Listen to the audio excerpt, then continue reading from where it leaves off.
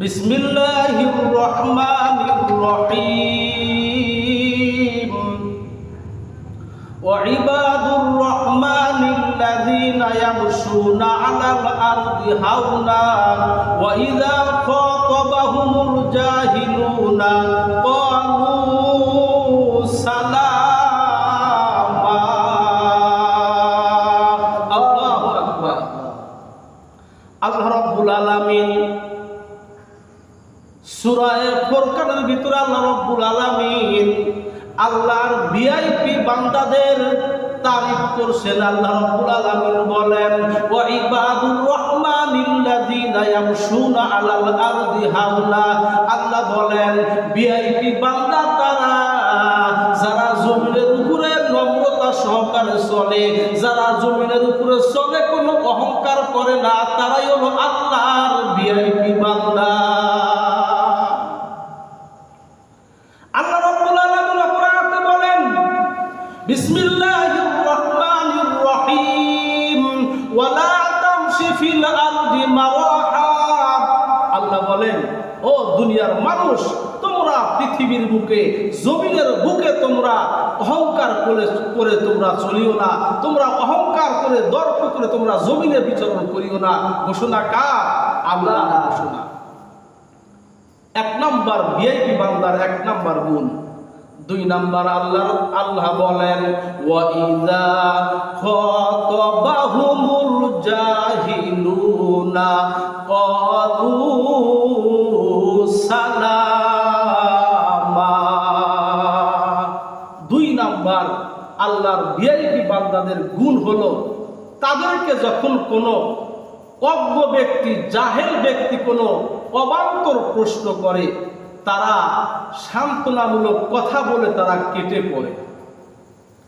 তাফসীরের ভিতরে আসছে, এখানে জাহেল বলে এই সাধারণ জাহেল ব্যক্তি উদ্দেশ্য নয়। জাহেল বলে ওই সমস্ত ব্যক্তিদেরকে বলা হচ্ছে যাদের জ্ঞান আছে কিন্তু যাদের ভিতরে কোরআন এবং হাদিসের জ্ঞান নাই, যারা কোরআন হাদিস সম্পর্কে উলামায়ে কেরামকে ঠকানোর জন্য যারা বিভিন্ন সময় বিভিন্ন প্রশ্ন করে বসে, তারাই হলো জাহেল। এই সময় যারা হক্কানি উলামায়ে কেরাম এদের প্রশ্নের উত্তর না দিয়ে যারা ওখান থেকে সালাম দিয়ে কেটে পড়বে, আল্লাহ বলেন তারাই আমার ভিআইপি বান্দা। জোরে কর সুবহানাল্লাহ। কিতাবের ভিতরে আসছে, বর্তমান দেখা যায় আলেমদেরকে ঠকানোর জন্য আলেমদেরকে বিভিন্ন অবান্তর প্রশ্ন করে বসে। আল্লামা শাহ আব্দুল আজিজ মুহাদ্দিস দেহলভী রাহমাতুল্লাহ আলাইহি বসে আছেন। একজন হিন্দু এসে ডাকটা বলে, হুজুর আমরা জানতে চাই, বলুন তো আল্লাহ রাব্বুল আলামিন হিন্দু না মুসলমান? জোরে কোন নাউজুবিল্লাহ। কি কইছে? যে আল্লাহ হিন্দু না মুসলমান?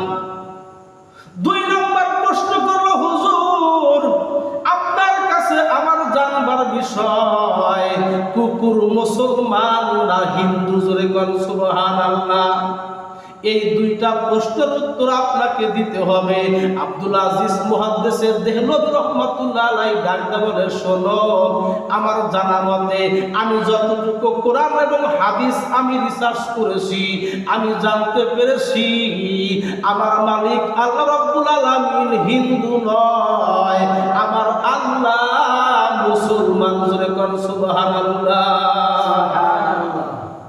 কয় হুজুর শুধু বললে হবে না, যুক্তির আলো দিয়ে আমাকে উত্তর দিতে হবে। আব্দুল আজিজ দেহলভী রাহমাতুল্লাহ আলাইহি বলেন, শোনো, আমার আল্লাহ যদি মুসলমান না হতেন, আমার আল্লাহ যদি হিন্দু হইতেন, তাহলে কোনদিন এই কোরবানির ঈদের সময় ঈদুল আজহাতে আল্লাহ রাব্বুল আলামিন মুসলমানদেরকে গরু জবাই করার নির্দেশ দিতেন না? জোরে কোন ঠিক কিনা? আল্লাহ রাব্বুল আলামিন বলেন, কুল ইন্না সলাতি ওয়া নুসুকি ওয়া মাহইয়ায়া ওয়া মামাতি লিল্লাহি রাব্বিল আলামিন।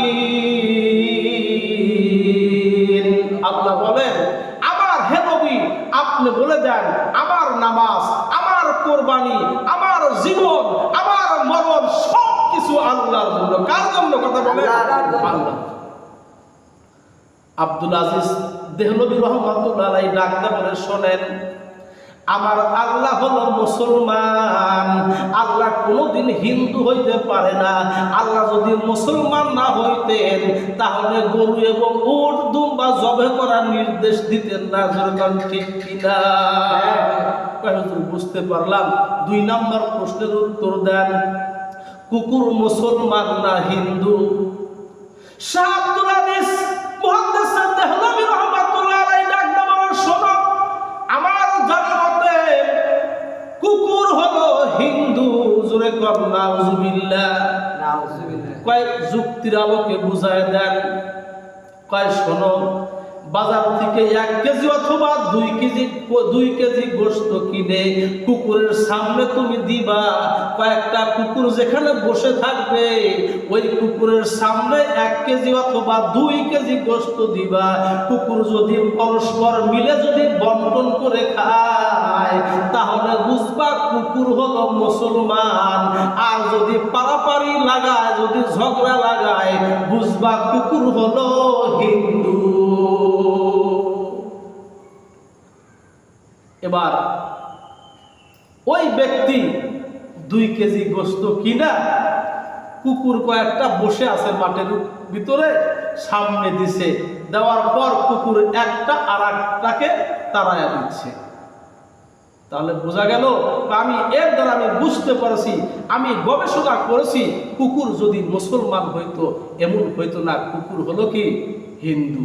জোরে কর সুবহানাল্লাহ, সুবহান।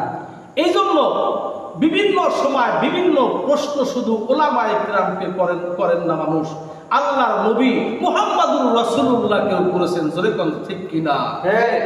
আল্লাহ রাব্বুল আলামিন বলেন, কুল্লু মান কানা আদুওয়াল লিল্লাহি ওয়া মালাইকাতিহি ওয়া জিবরিল ওয়া মিকাইল।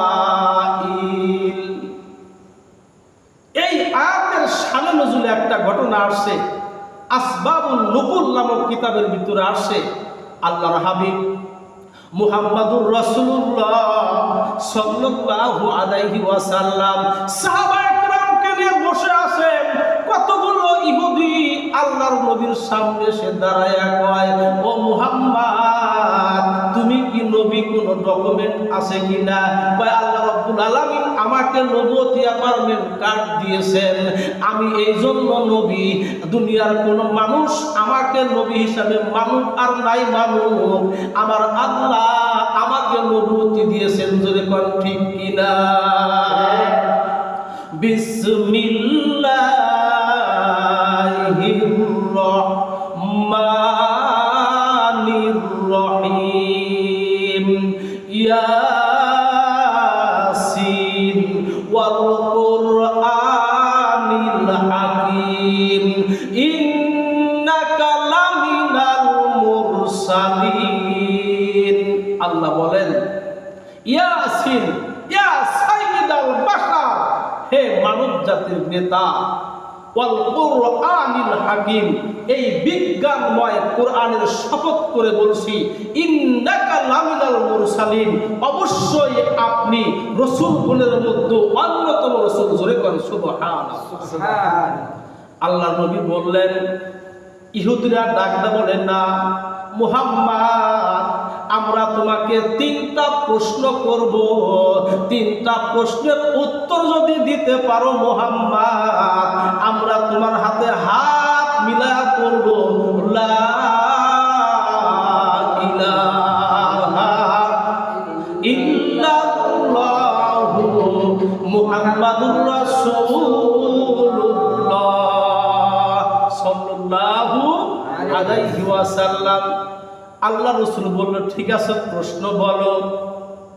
ইহুদিরা ডাকতে কয়, মুহাম্মদ, 1 নম্বর প্রশ্ন হলো হযরত ইয়াকুব আলাইহিস সালাম তার উপরে কোন বস্তু তিনি হালাল বস্তুকে হারাম করে নিয়েছিলেন, জানতে চাই। 2 নম্বর প্রশ্ন, অনেক সময় দেখা যায় বাবার চেহারা মায়ের মতো হয়। অনেক সময় দেখা যায় ছেলের সন্তানের চেহারা মেয়ের চেহারা বাবার মতো হয়। অনেক সময় দেখা যায় ছেলের চেহারা বাবার মতো হয়। কারণ কি জানতে চাই। 3 নাম্বার প্রশ্ন হলো তোমার কাছে কোন ফেরেশতা ওহী নিয়ে আসে? ভাই ঠিক আছে, শোনো। তোমার 1 নাম্বার প্রশ্নের উত্তর হলো হযরত ইয়াকুব আলাইহিস সালাতু ওয়াস সালামের একটা রোগ হয়েছিল। আল্লাহর কাছে মান্নত করেছিলেন, আল্লাহ যদি তুমি আমাকে এই রোগ থেকে তুমি মুক্তি দাও, তাহলে আমার কাছে সবচাইতে প্রিয় খাবার উটের গোশত এবং উটের চর্বি এবং দুধ। আমি তোমার কাছে বলছি, আমি কোনোদিন আমার এই প্রিয় বস্তু আমি ভক্ষণ করব না। ইহুদিরা তো খুব চালাক। ওরা তো তাওরাত শরীফ পড়েছিল, ইনজিল শরীফ তাদের জ্ঞান ছিল। এবার হাতের ভিতরে একটা কাগজ নিয়ে আসে, তাকায় দেখে প্রশ্নের সাথে, নবীজির প্রশ্নের সাথে তাদের উত্তর মালা ঠিক আছে। কয় ঠিক আছে মুহাম্মদ, 2 নম্বর প্রশ্ন বলো, সন্তানের চেহারা কেন মায়ের মতো হয়? আবার অনেক সময় কন্যার চেহারা কেন বাবার মতো হয়? আল্লাহর হাবিব মুহাম্মদুর রাসূলুল্লাহ বললেন, ও ইহুদিরা শোনো, যখন স্বামী স্ত্রী যখন মিলন করে, সর্বপ্রথম যে ব্যক্তির শুক্র, পুরুষের শুক্র যদি ওই নারী তার স্ত্রী যদি রেহেমের ভিতরে যদি সর্বপ্রথম পুরুষের বীর্য প্রবেশ করে, তাহলে সন্তানের আকৃতি হয় বাবার মতো। আর ওই রেহেমের ভিতরে যদি মায়ের শুক্র যদি প্রথমে প্রবেশ করে, তাহলে সন্তানের আকৃতি হয় মায়ের মতো। মিলায় দেখে কি আছে? ঠিক আছে। 3 নাম্বার প্রশ্নের উত্তর দাও মুহাম্মদ। আল্লাহর নবী ডাক কয়, শোনো, আমার কাছে ওহী নিয়ে আসে জিবরাইল। ওই সময় ইহুদিরা ডাক কয়, মুহাম্মদ, আমরা তোমার হাতে হাত দিয়ে কালেমা পড়তে চেয়েছিলাম, কিন্তু আমরা দুঃখিত, আমরা তোমার কাছে কালেমা পড়তে পারলাম না। যদি তোমার কাছে মিকাইল ফেরেশতা ওহী নিয়ে আসতো, আমরা তোমার উপরে ঈমান এনে হয়ে যাইতাম মুসলমান। কেন? কয় জিবরাইল আমিন তো সব সময় আল্লাহর পক্ষ থেকে আমাদের জন্য গজব শাস্তির বার্তা নিয়ে আসে। তখন আল্লাহ তাআলা এই আয়াতে কারিমা নাজিল করে জানা দিলেন, হে রাসূল, আপনি তাদেরকে বলে দেন যারা আল্লাহ এবং আল্লাহর রাসূলের সাথে এবং ফেরেশতা জিবরাইল মিকাইলের সাথে শত্রুতা রাখে, তারা মূলত আল্লাহর শত্রু। ঠিক। আল্লাহ তাআলা আমাদের সকলকে আল্লাহ তাআলার বিধান মানার তৌফিক দান করুন। সকলে বলি আল্লাহুম্মা আমিন।